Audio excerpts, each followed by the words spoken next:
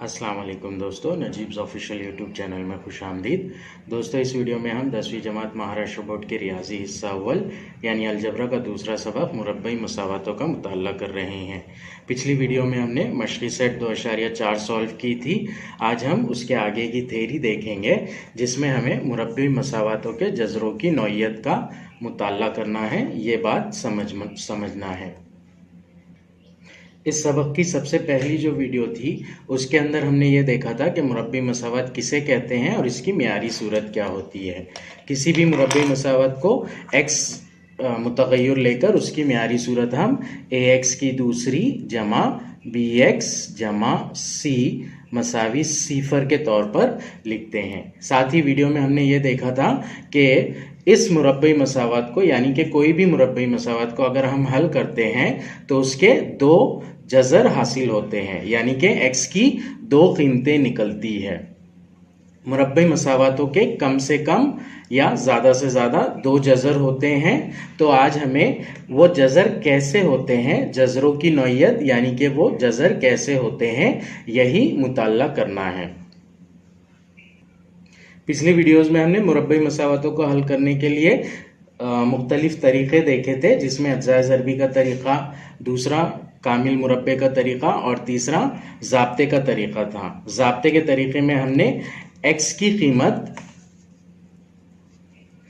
x मसावी मनफी b जमा मनफी जज़र b की दूसरी मनफी 4ac बटा 2 ज़रब a, इस ज़ाब्ते से हमने x की दो कीमतें निकाली थी। जज़र दो होते हैं मुरब्बई मसावतों के, इसलिए दो कीमतें निकलती है, एक जमा को लेकर और दूसरा मनफी को लेकर। यहाँ पर ज़ाब्ते में एक ही जगह दो अलामतें हैं, जमा और मनफी की। तो एक बार मनफी b जमा जज़र b की दूसरी मनफी 4ac बटे 2a करते हैं और एक बार मनफी b मनफी जज़र b की दूसरी मनफी 4ac बटे 2a करते हैं। इस तरह से दो हल निकलते हैं। अब ये वीडियो जो है यहाँ पर हमें असल में सीखना है कि जज़रों की नौइयत कैसी होती है, यानी कि जज़र कैसे होते हैं। मतलब हमें ये देखना है कि जज़र हकीकी अदद होते हैं या गैर हकीकी अदद होते हैं, जज़र मसावी होते हैं या मुख्तलिफ होते हैं। तो हमें ये देखना है। ये देखने के लिए हम इस ज़ाब्ते के अंदर जो एक कीमत है b की दूसरी मनफी 4ac, इस कीमत को देखते हैं। तो ये कीमत बहुत इंपॉर्टेंट है जज़रों की नौइयत तय करने के लिए। मतलब जज़र कैसे है ये जानने के लिए हमें b की दूसरी मनफी 4ac इस कीमत को लेना पड़ता है। इसे हम ममीज़ कहते हैं, इसे ममीज़ कहा जाता है और इसे डेल्टा की अलामत से जाहिर किया जाता है। ये जो अलामत है इसे डेल्टा कहा जाता है, मुसल्लस नुमा अलामत। तो डेल्टा मसावी b की दूसरी मनफी 4ac, ये स्टैंडर्ड नोटेशन है ममीज़ का किसी भी मुरब्बई मसावत के लिए। ये कीमत निकालकर ही हम तय करते हैं कि मुरब्बई मसावतों के जज़र कैसे हैं। अब यहाँ पर तीन केस होते हैं, तीन सूरतें होती है अगर डेल्टा की कीमत सिफर आती है। ये पहली सूरत। दूसरी सूरत अगर डेल्टा की कीमत सिफर से बड़ी आती है, यानी कि कोई मुस्बत अदद आता है, ये दूसरी सूरत। और तीसरी सूरत है अगर डेल्टा की कीमत सिफर से छोटी आती है, यानी कि मनफी अदद आता है। तो इस सूरत में मतलब ऐसी तीन सूरतें होती है और हम मुरब्बई मसावतों के जज़रों की नौइयत मालूम करते हैं। अब आइए एक एक करके तीनों सूरतों के बारे में हम देखते हैं। पहली सूरत है जब ममीज़ यानी कि डेल्टा की कीमत सिफर आती है। तो इस सूरत में जो दोनों जज़र होंगे वो हकीकी अदद होंगे, जज़र हकीकी अदद होंगे और साथ ही मसावी होंगे। मतलब अगर डेल्टा की कीमत सिफर आ रही है, ममीज़ की कीमत सिफर आ रही है, तो x की दो कीमतों तो होंगी लेकिन वो मसावी होगी। x मसावी 1,1, x मसावी 2,2, x मसावी 3,3 या फिर x मसावी -1, -1, ऐसे हकीकी अदद होंगे वो और मसावी होंगे। जब डेल्टा की कीमत सिफर से बड़ी आ रही है, मतलब मुस्बत अदद आ रहा है कोई, b की दूसरी -4ac, इसे सॉल्व करने पर अगर कोई मुस्बत आ रहा है अदद, तो उस केस में, उस सूरत में जो जजर होंगे वो हकीकी अदद ही रहेंगे, लेकिन ये मुख्तलिफ हो जाएंगे। मतलब वहां पर दो अलग अलग कीमतें निकलेंगी x की, या फिर जो भी मुतगय्यर होगा मुरब्बई मसावत का। इसी तरह तीसरी सूरत में अगर डेल्टा की कीमत यानी कि ममीज की कीमत सिफर से छोटी आ रही है, यानी कि मनफी में आ रही है, -1, -2, -3, मनफी का कोई भी अदद आ रहा है डेल्टा की वैल्यू, तो यहां पर जो जजर होंगे वो गैर हकीकी अदद होंगे।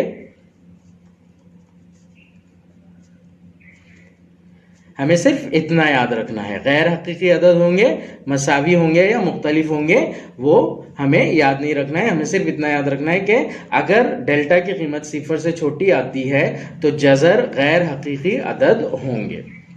तो ये तीन सूरतें हैं। जब डेल्टा की कीमत सिफर आती है तो जजर हकीकी अदद होते हैं और मसावी होते हैं, दोनों कीमत एक ही होगी। अगर जजर ममीज की कीमत यानी डेल्टा की कीमत सिफर से बड़ी आती है, यानी कि कोई मुस्बत अदद आता है जैसे +1, +2, 3, 4, 5, 6, तो हकीकी अदद होंगे जजर और दो मुख्तलिफ कीमतें वहां पर आएगी। अगर ममीज की कीमत मनफी होती है यानी कि सिफर से छोटी होती है, तो इस सिचुएशन में जजर जो होंगे वो गैर हकीकी अदद होंगे। आइए अब एक मिसाल लेकर हम सॉल्व करते हैं और देखते हैं कि जजरों की नौयत हम कैसे मालूम करेंगे। सपोज हमारे पास एक मुरब्बई मसावत है 3x की दूसरी जमा 5x -4 मसावी सिफर। ये एक मुरब्बई मसावत है। हमें पता करना है कि x की जो दो वैल्यूज निकलेंगी, जो दो जजर निकलेंगे इस मसावत के, उनकी नौयत कैसी है, यानी कि वो कैसे होंगे। तो इसके लिए हमें b की दूसरी -4ac यानी कि डेल्टा ममीज की वैल्यू निकालना पड़ेगी। मुरब्बई मसावत को ax की दूसरी जमा bx जमा c मसावी सिफर से कंपेयर अगर कभी करते हैं हम, तो यहाँ पर a की कीमत निकल जाएगी 3, b की कीमत निकलेगी 5 और c की कीमत निकलेगी -4।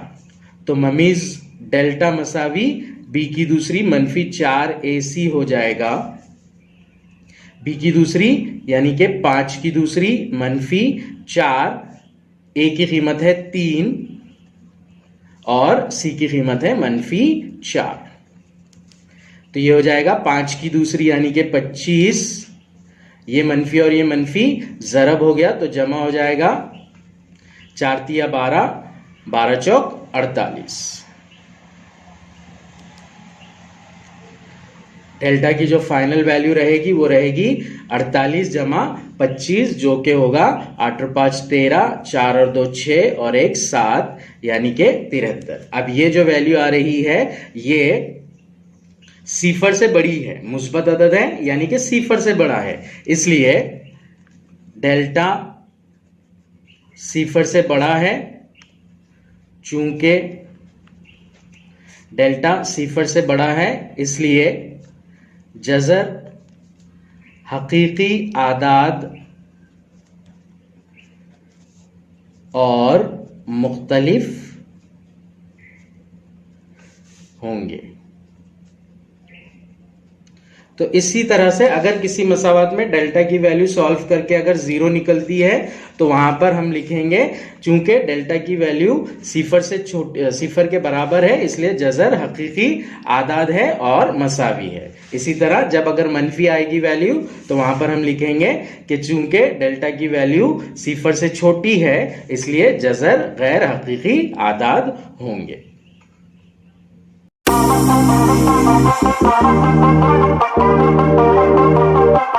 Thank you.